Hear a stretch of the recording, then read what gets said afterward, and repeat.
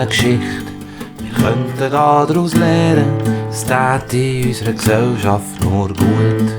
Im Sokrates ist einer, ganz aufgeregt erzählen, doch der hat nicht bremsen und gesagt: Bevor wir hier streiten, gehst gescheiter ein sieben und fragst dich, ob Schweigen besser ist. Das erste Sieht macht sichtig, ob das, was dir so wichtig auch geprüft ist und der Wahrheit entspricht. Der andere sagt verwegen: Nein, ich hab's gehört sagen, diddle-dum, diddle-dei, ei, ei, ei.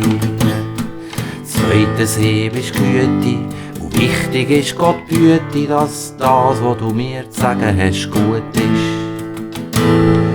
Der andere überlegt: Oh nein, im Gegenteil, diddle-dum, diddle-dei, ei, ei, ei.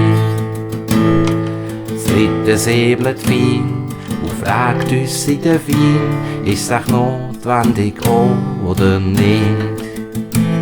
Und der andere meint notwendig, das wäre unanständig, diddle-dum, diddle-dei, ei, ei, ei. Diddle-dum, diddle-dei, ei, ei, ei.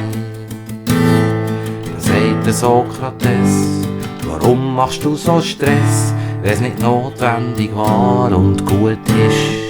Dann musst doch gar nicht hasten und mich auch nicht belasten.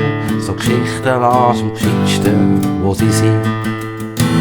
Diddle-dim, diddle-dei, diddle-dum, diddle-dum, diddle-dei, ei, ei.